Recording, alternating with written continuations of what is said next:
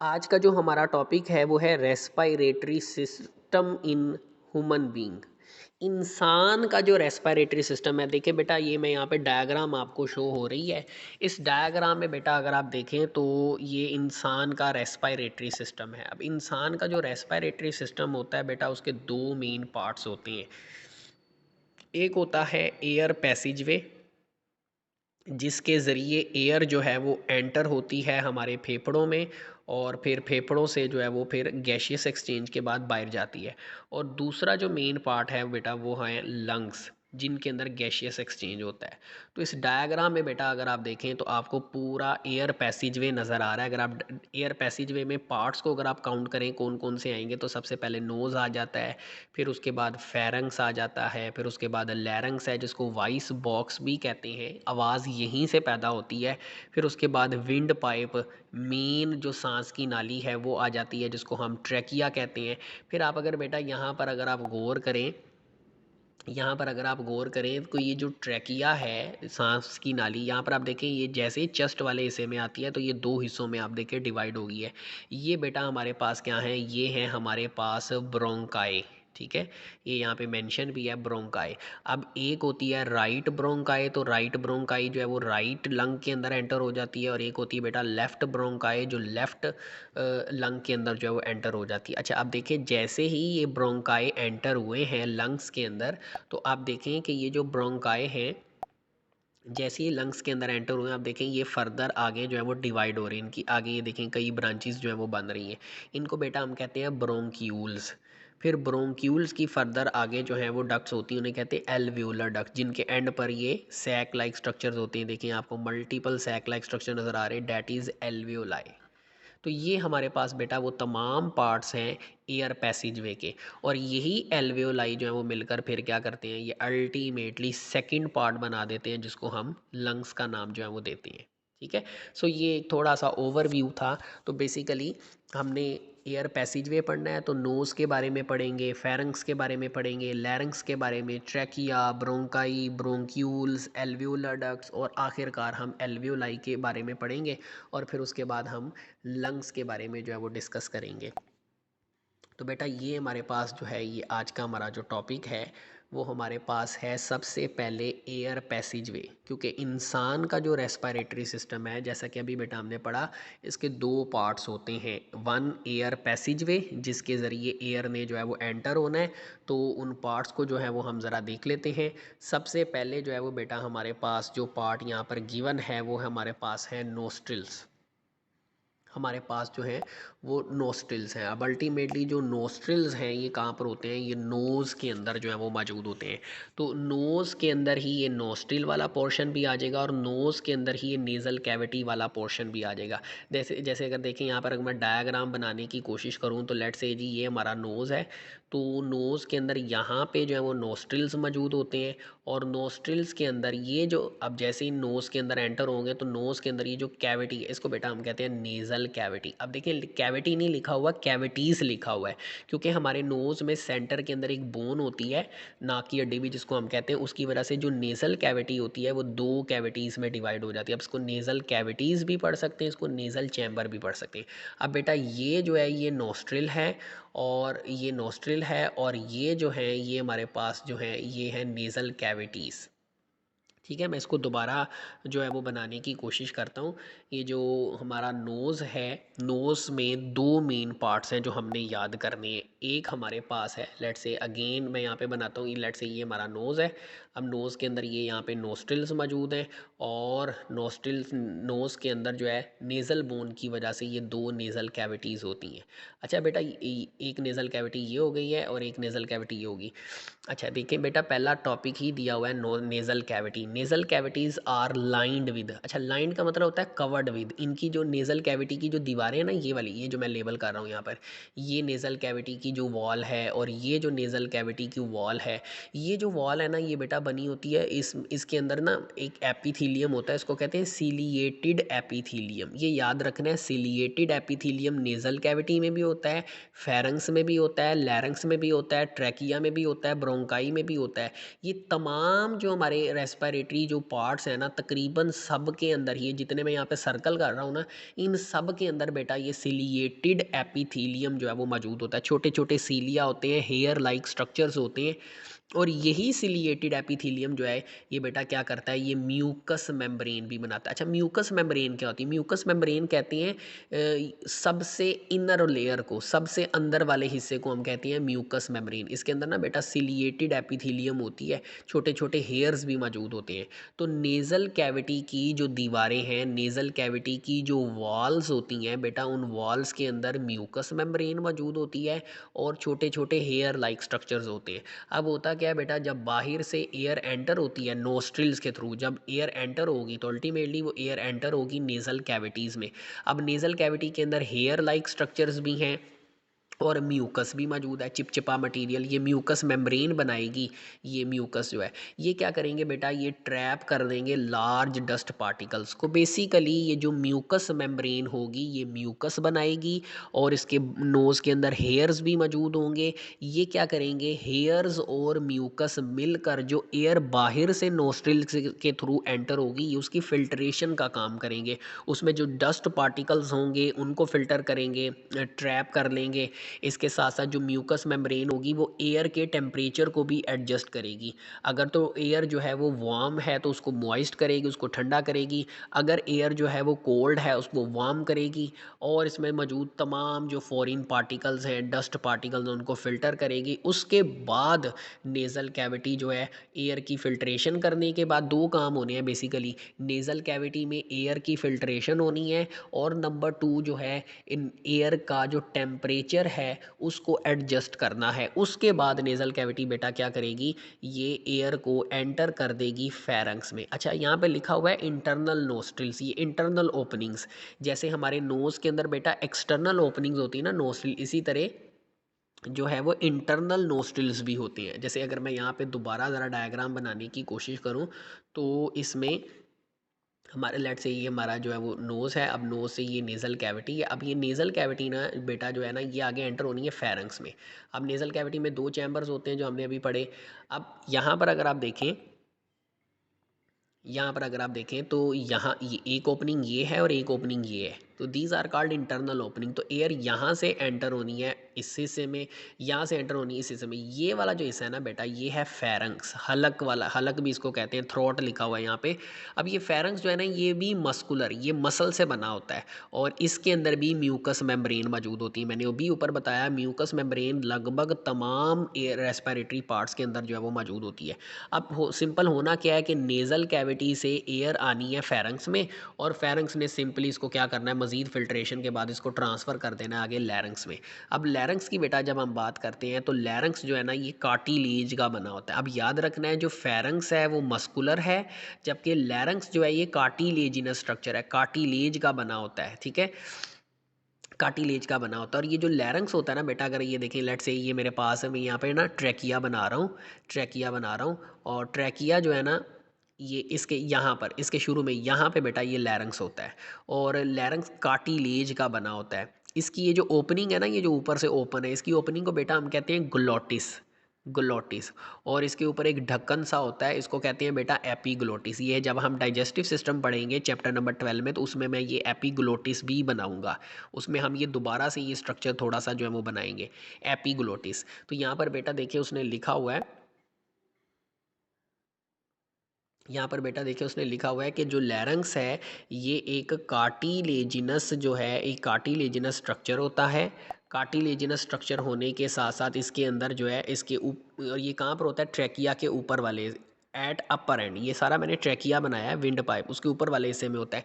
Epiglottis क्या करता है, ऑटोमेटिकली क्लोज कर देता है लैरिंक्स की ओपनिंग को। ये देखिए नीचे लिखा हुआ है, the opening of larynx is called glottis, अभी मैंने आपको बताया।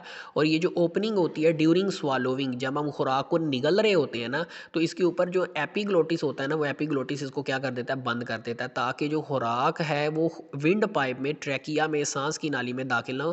क्योंकि ट्रैकिया के बिल्कुल साथ ही एक और नाली होती है, इसको कहते हैं एसोफेगस। एसोफेगस, खुराक की नाली, ताकि खुराक सिर्फ उसी में एंटर हो। सो एपिग्लोटिस प्रिवेंट, सो एपिग्लोटिस क्या करता है, लैरंग्स की ओपनिंग को बंद कर देता है। तो एक तरह से एपिग्लोटिस क्या करता है, फूड को जो है वो लैरंग्स में, ट्रैकिया में एंटर होने से जो है वो रोकता है। अब लैरंग्स की जो दीवारें होती हैं इसमें भी म्यूकस मेम्ब्रेन होती है, और यही म्यूकस मेम्ब्रेन क्या करती है, यही बेटा म्यूकस मेम्ब्रेन क्या करती है, ये म्यूकस मेम्ब्रेन जो है लैरंग्स के अंदर, ज़रा गौर कीजिएगा, मैं यहाँ पे दोबारा से लैरंग्स जो है वो शो कर रहा हूँ। ये ट्रैकिया है, ट्रैकिया के अपर एंड पर ये जो ऊपर वाला हिस्सा है यहाँ पर लैरंग्स मौजूद होता है। और ये जो मैंने यहाँ पे फाइबर से बनाए हैं ना, ये फाइबर बेटा म्यूकस मेम्ब्रेन ही की बने होते हैं। यहाँ पे म्यूकस मेम्ब्रेन ही ये फाइबर्स बनाती है, इनको हम वोकल कॉर्ड्स कहते हैं। जब एयर लैरंग से गुजरती है तो एयर इनके साथ टकराती है, जिससे ये वाइब्रेट करते हैं, और इनकी वाइब्रेशन से ही बेटा जो है वो साउंड प्रोड्यूस होती है। देखिए यहाँ पे लिखा भी हुआ है, the mucus membrane form two fibrous band. अच्छा ये टू पेयर है, ठीक है, टू पेयर, दो नहीं होते, टोटल चार होते हैं, टू पेयर्स आना है यहाँ पे, two pairs of fibrous bands called vocal cord, these vocal cord stretched across the glottis. ठीक है, ये ग्लोटिस के बिल्कुल नीचे यहाँ पे खिंचे हुए हालत में मौजूद होते हैं। जब वाइब्रेट करते हैं हवा के टकराने की वजह से तो ये साउंड प्रोड्यूस करते हैं। अब लैरंग्स के बाद जो हमारे पास नेक्स्ट स्ट्रक्चर है बेटा, वो हमारे पास आ जाता है ट्रैकिया, विंड पाइप। ये ट्यूब लाइक जो है वो स्ट्रक्चर होता है, ट्यूब लाइक स्ट्रक्चर होता है, और ये मौजूद होता है कहाँ पर, एसोफेगस के खुराक की नाली के बिल्कुल सामने होता है। अब ये जो विंड पाइप है ये चेस्ट कैविटी तक जो है वो अपने आप को एक्सटेंड करता है, और जैसे ही चेस्ट कैविटी में एंटर होता है तो बेटा मैंने डायग्राम शुरू में दिखाया भी था, बताया भी था साथ में, कि ये फ़ौरन डिवाइड करता है और ये लेफ़्ट और राइट ब्रोंकाई जो है वो बनाता है। अच्छा बेटा अगर आप यहाँ पे दोबारा ज़रा डायग्राम को देखें, मैं दोबारा ज़रा डायग्राम की तरफ आता हूँ, तो इस डायग्राम के अंदर अगर आप देखें,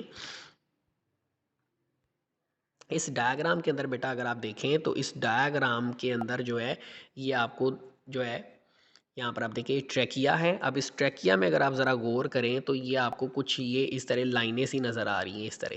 ये बेटा ये है कार्टिलेज, इसको सी शेप कार्टिलेज कहते हैं। यहाँ पर लेट से ये ट्रैकिया है तो इसकी जो प्रॉपर व्यू है ना वो इस तरह होता है, ये इस तरह सर्कुलर फॉर्म में होता है। वो डायग्राम में बिल्कुल सीधे नज़र आ रही हैं, इस तरह होते हैं, तो इसको हम कहते हैं सी शेप कार्टिलेज। डायरेक्शन चेंज करें तो ये इस तरह बनेगा।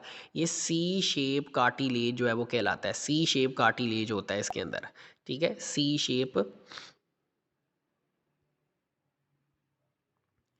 शेप कार्टिलेज जो है वो मौजूद होता है। अच्छा जी, दोबारा टॉपिक की तरफ आते हैं। तो ये जो ट्रैकिया है ये ट्यूब लाइक स्ट्रक्चर होता है, और ये जो ट्यूब लाइक स्ट्रक्चर है ये असल में चेस्ट कैविटी में एंटर होकर ब्रोंकाई बनाता है। अच्छा इसकी दीवारों के अंदर सी शेप कार्टिलेज होता है, जो भी मैं दिखाने की कोशिश भी कर रहा था। इनका काम होता है कि ट्रैकिया को कोलैप्स होने से बचाना, मतलब ट्रैकिया बंद होने से ये बचाते हैं कि ट्रैकिया सांस की नाली जो है वो बंद ना हो जाए। अच्छा अब ये ब्रोंकस जो है, अब ब्रोंकस सिंगुलर होती है। अब मैंने आपको बताया था जैसे ही ब्रोंकस जो है तो विंड पाइप से ट्रैकिया से ब्रोंकस बने, ब्रोंकाई बने। अब जैसे ही ब्रोंकस लंग्स के अंदर एंटर होंगे तो ये फर्दर डिवाइड होंगे बेटा, और ये फर्दर डिवाइड होकर क्या बनाएंगे, 1 मिलीमीटर थिक ये ट्यूब्स बनाएंगे जिनको हम कहेंगे ब्रोंक्यूल्स। ये बेटा ब्रोंक्यूल्स की जो थिकनेस है ना ये आपने याद रखनी है, ये एमसीक्यूज में पूछी गई है कि ब्रोंक्यूल्स की जो थिकनेस है वो कितनी होती है, कितनी मोटी होती है। तो बेटा ये less than 1 millimetre, proper 1 millimetre भी नहीं है, लेस देन 1 मिलीमीटर जो है वो इनकी थिकनेस होती है, इनका डायामीटर होता है। ये 1 मिलीमीटर से भी इनकी कम मोटाई होती है। अच्छा कार्टिलेज की बात करें तो ब्रोंक्यूल्स के अंदर कार्टिलेज नहीं होते। ये जो हमने पढ़ा ना सी शेप कार्टिलेज, ये ट्रैकिया के अंदर होते हैं, ब्रोंकाई के अंदर होते हैं, लेकिन ये ब्रोंक्यूल्स में नहीं होते क्योंकि इनका डायामीटर इतना छोटा होता है। ये इतनी बारीक नाली होती है कि इनके अंदर कार्टिलेज जो है वो एग्जिस्ट नहीं करता। अच्छा फिर ये जो ब्रोंक्यूल्स होती हैं, आप देखिए ब्रोंक्यूल्स फर्दर डिवाइड होंगी लंग्स के अंदर, मजीद डिवाइड होंगी, और ये ब्रोंक्यूल्स फाइनली क्या करेंगी, ये बड़ी बड़ी हवा की थैलियाँ बनाएंगी। ये जो हवा की थैलियाँ हैं ये इस तरह करके जो है ना, इस तरह करके ये हवा की थैलियाँ बनाएंगी। ये हवा की थैली, इसको हम कहेंगे एयर सैक। इन तमाम थैलियों के मजमूए को हम कहते हैं एयर सैक। अब इस एयर सैक के अंदर क्या मौजूद है, हवा की थैलियाँ जिनको हम एल्वेओलाई का नाम जो है वो देते हैं। अब एल्वेओलाई जो हैं, अब आपको याद होगा मेरा ख्याल है मैंने बताया था हमारी बॉडी के अंदर एल्वेओलाई ही वो जगह है जहाँ पर गैसों का तबादला होता है।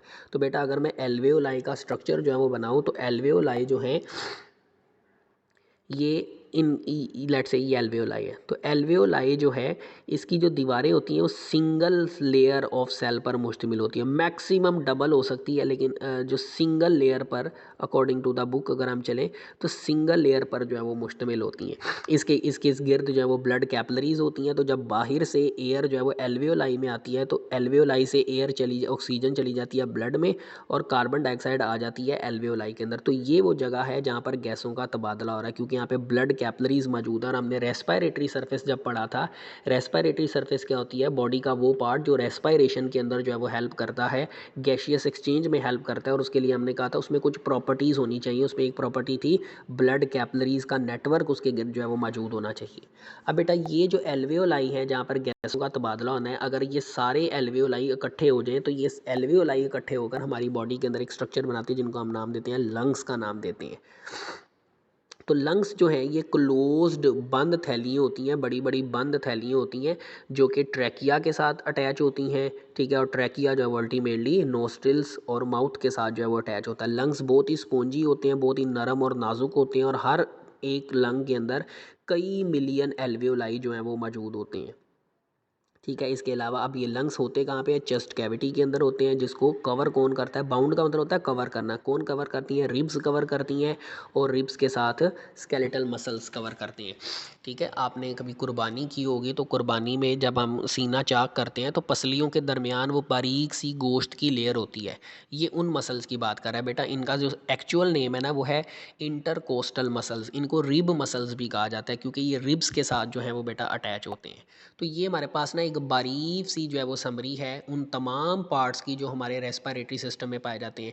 तो आप इसमें मैट्रिक वाला भी ऐड कर सकते हैं और आप इसमें थोड़ा सा इसको भी ऐड कर सकते हैं, ये आप पे डिपेंड करता है। यहाँ पे ये नोट्स तो आपको ऑलरेडी प्रोवाइड किए हुए हैं, इसके हिसाब से आप करना चाहें इसके हिसाब से कर लें, आप 10th के हिसाब से करना चाहें आप 10th के हिसाब से कर लें, क्योंकि इसमें ज़्यादा मेंशन नहीं है। अच्छा, इसके अलावा बेटा एक और छोटा सा हमने टॉपिक साथ ही में जो है वो कवर करना है, वो है जी हमारे पास मैकेनिज़्म ऑफ ब्रीदिंग। सांस किस तरीके से जो है वो हम लेते हैं, ब्रीदिंग का जो तरीक़ाकार है वो क्या है। मैं यहाँ पे पहले ये थोड़ा सा इसको रेज़ कर लेता हूँ। अच्छा जी, अब ब्रीदिंग जो है, ब्रीदिंग होती क्या है, ऑक्सीजन का फेफड़ों में दाखिल होना और कार्बन डाइऑक्साइड का फेफड़ों से निकल जाना, ये बेटा हमारे पास कहलाता है ब्रीदिंग। ये देखें जी, ब्रीदिंग के बारे में लिखा हुआ है the pumping of fresh air containing oxygen into the lungs. बाहर से फ्रेश एयर जिसमें ऑक्सीजन मौजूद होगी उसका लंग्स में दाखिल होना और हवा जिसमें कार्बन डाइऑक्साइड होती है उसका फेफड़ों से बाहर चले जाना। तो फेफड़ों के अंदर ऑक्सीजन का और फेफड़ों से कार्बन डाइऑक्साइड का बाहर निकल जाना बेटा, ये प्रोसेस हमारे पास क्या कहलाता है, ये प्रोसेस हमारे पास कहलाता है ब्रीदिंग। और नॉर्मल जो फ्रीक्वेंसी है ब्रीदिंग की वो है 15 to 20 टाइम्स पर मिनट। वैसे आपने जो मैट्रिक में पढ़ा था वो आपने पढ़ा था 16 to 20 टाइम पर मिनट, लेकिन बेटा हमने अपनी बुक के हिसाब से चलना है, तो बुक के अकॉर्डिंग जो है वो 15 to 20 टाइम्स जो है वो पर मिनट है, ठीक है। बस इतना ही करना है, ये 2 पॉइंट्स करने हैं बेटा। ये जो पॉइंट्स मैं कट कर रहा हूँ ना ये आपने नहीं करने, ये एग्ज़ाम के पॉइंट ऑफ व्यू से ज़्यादा इंपॉर्टेंट नहीं है, तो हमें इन पॉइंट्स को नहीं करना, ये सिर्फ आपने यहाँ तक ही करना है। उसके बाद बेटा ये हमारे पास एग्ज़ाम के पॉइंट ऑफ व्यू से बड़ा इंपॉर्टेंट है कि जी इंस्पायरेशन कैसे होती है। इंस्पायरेशन कहते हैं ऑक्सीजन का फेफड़ों में एंटर होना, जो ऊपर हमने डेफिनेशन में भी पढ़ा। और एक्सपायरेशन बेटा कहते हैं कार्बन डाइऑक्साइड का फेफड़ों से बाहर जाना। अब ये किस तरीके से होगा, यहाँ पे देखिए डेफिनेशन में लिखा भी है the movement of moving of fresh air into the lungs. बाहर से फ्रेश एयर जिसमें ऑक्सीजन मौजूद होगी उसका लंग्स के अंदर एंटर होना बेटा इंस्पायरेशन कहलाता है। अब ये होगा कैसे, तो बेटा इसमें ना दो चीज़ें हेल्प करेंगी। यहाँ पर मैं एक और डायग्राम यहाँ पे शो कर रहा हूँ, पहले इसको ज़रा देखिए। ये वाली जो डायग्राम है बेटा, अब इस डायग्राम के अंदर अगर आप देखें तो ये जो आपको रेड के अंदर ये जो पोर्शन नज़र आ रहा है, ये जो रेड के अंदर ये जो पोर्शन नज़र आ रहे हैं यहाँ पे देखिए लिखा भी हुआ है डायाफ्राम, डायाफ्राम। और ये जो आपको येलो के अंदर बेटा जो पोर्शन नज़र आ रहा है ये आपके पास क्या है जी, ये आपके पास है रिब्स। और उन रिब्स के साथ अल्टीमेटली मसल्स भी जुड़े होते हैं, हम रिब मसल्स भी कहते हैं, ठीक है, रिब मसल्स भी कहते हैं। अब देखिए बेटा यहाँ पे इंस्पायरेशन के अंदर अगर आप देखें तो यहाँ पे लिखा हुआ है डायाफ्राम कॉन्ट्रैक्ट होगा। तो बेसिकली दो चीज़ें इन्वॉल्व होंगी, एक रिब मसल्स इन्वॉल्व होंगे इंस्पायरेशन और एक्सपायरेशन में, और दूसरे जो है बेटा वो इन्वॉल्व होंगे डायाफ्राम। डायाफ्राम क्या होता होता है, डायाफ्राम जो है ये थिक मस्कुलर शीट होती है, मसल की एक पूरी शीट होती है, एक मोटी सी तय होती है मसल की, जो कि हमारी चेस्ट कैविटी के बिल्कुल नीचे जो है वो पाई जाती है। बेटा ये देखें यहाँ पे शुरू के अंदर यहाँ पे डायफ्राम के बारे में भी लिखा हुआ है, a sheet of skeletal muscles, ठीक है, द फ्लोर ऑफ चेस्ट, ठीक है, चेस्ट जहाँ पे ख़त्म होती है, ठीक है, जैसे कमरा जो है वो कहाँ पे ख़त्म होता है, फर्श पे ख़त्म होता है, तो जहाँ पे चेस्ट ख़त्म होती है वहाँ पर स्केलेटल मसल्स की एक शीट होती है जिसको बेटा हम कहते हैं डायाफ्राम। और ये शीट क्या करती है, चेस्ट कैविटी को एब्डोमिनल कैविटी से सेपरेट करती है। बेटा ये देखें, ये डायग्राम में अगर आप देखें, अगर मैं ये नीचे भी बनाऊँ तो ये हमारे पास नीचे ये एब्डोमिनल कैविटी है और ये बेटा हमारे पास चेस्ट कैविटी है। और ये जो आपको यहाँ पर ये मोटी सी ये जो लेयर नज़र आ रही है ना, डोम शेप गुंबद नुमा, ये बेटा हमारे पास है डायाफ्राम। और यहाँ भी देखें लिखा हुआ है डायाफ्राम कॉन्ट्रैक्ट, वो अभी हम पढ़ेंगे भी। ये डायाफ्राम, तो डायाफ्राम जो है ना ये स्केलेटल मसल की एक शीट होती है और ये शीट क्या करती है, चेस्ट कैविटी को एब्डोमिनल कैविटी से आप देखें दोनों के दरमियान में, दोनों को क्या करती है, सेपरेट करती है।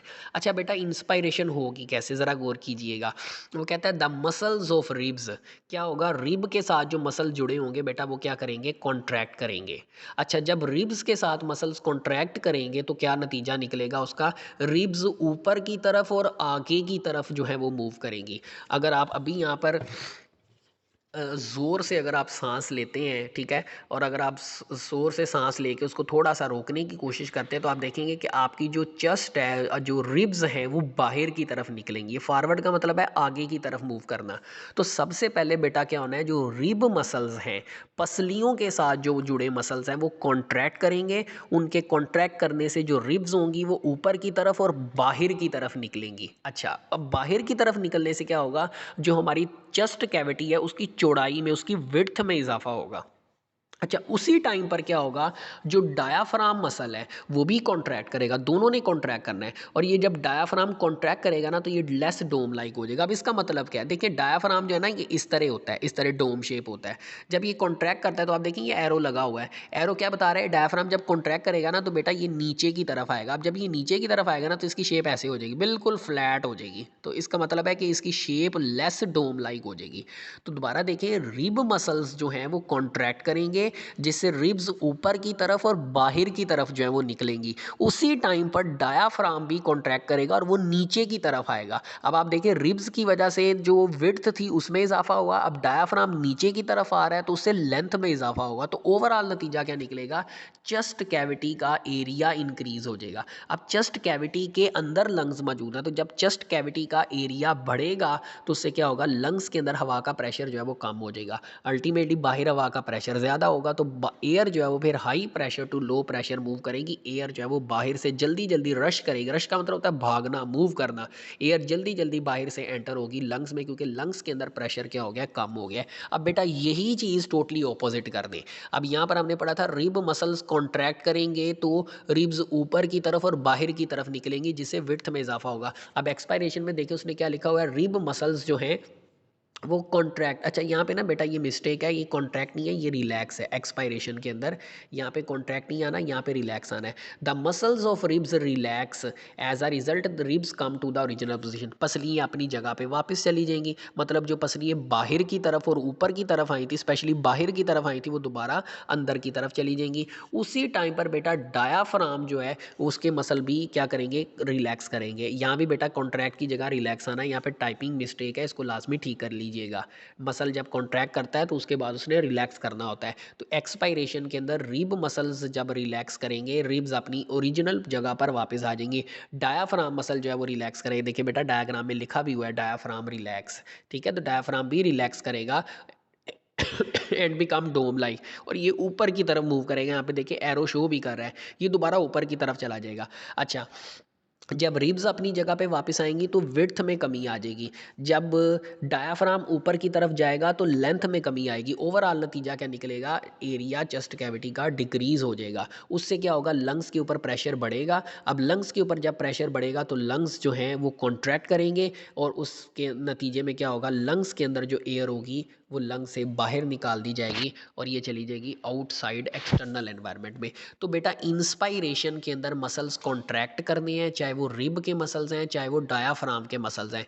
एक्सपायरेशन में उसका टोटली जो है वो ऑपोजिट होना है। तो अगर आपको इंस्पायरेशन बेटा याद हो जाएगी ना तो एक्सपायरेशन ऑटोमेटिकली आपको याद हो जानी है। ठीक है, डायग्राम से भी थोड़ा सा इसको देखते हैं। जो हमने फर्स्ट डायग्राम पहले देखी थी, इस डायग्राम में बेटा अगर आप देखें तो इस डायग्राम के अंदर जो है यहाँ पर अगर आप देखें तो यहाँ पे कुछ एरोस के ज़रिए जो है वो चीज़ें शो की गई हैं। इसमें जो ब्लू वन है, अब ब्लू वन जो है ना ये रेस्पायरेटरी सिस्टम जो है इसको शो किया गया है। ब्लू वन से रेस्पायरेटरी सिस्टम को शो किया गया है। और इसमें आप देख सकते हैं डायाफ्राम जो है यहाँ पर इंस्पायरेशन में नीचे की तरफ आता है, जो हमने कहा था लेस डोम लाइक, और उसमें एक्सपायरेशन में ऊपर की तरफ आता है, जिसको हमने कहा था कि ये डोम लाइक दोबारा हो जाता है। तो एयर जो है आप देखें कि इस केस में जो चेस्ट कैविटी का एरिया जो ब्लू पोर्शन है वो आपको थोड़ा लेंथी दिखाई दे रहा है, क्योंकि चेस्ट कैविटी एरिया बढ़ जाता है। और इस केस में आप देखें चेस्ट कैविटी का एरिया जो है वो बहुत ही ज़्यादा कम हो गया, जिससे लंग्स पे प्रेशर बढ़ता है, लंग्स कॉन्ट्रैक्ट करते हैं, तो जो कार्बन डाइऑक्साइड वाली एयर होती है वो बॉडी से बाहर चली जाती है। इसमें थोरेसिक इंस्पायरेशन में अगर आप देखें तो थोरेसिक कैविटी चेस्ट कैविटी बढ़ती है, जिससे लंग्स पे प्रेशर कम होता है, तो बाहर से फ्रेश एयर जिसमें ऑक्सीजन होती है वो लंग्स के अंदर जो है वो एंटर होती है। तो ये बेटा हमारा इस तरीके से रेस्पिरेटरी सिस्टम जो है इंस्पायरेशन और एक्सपायरेशन जो है वो काम करता है।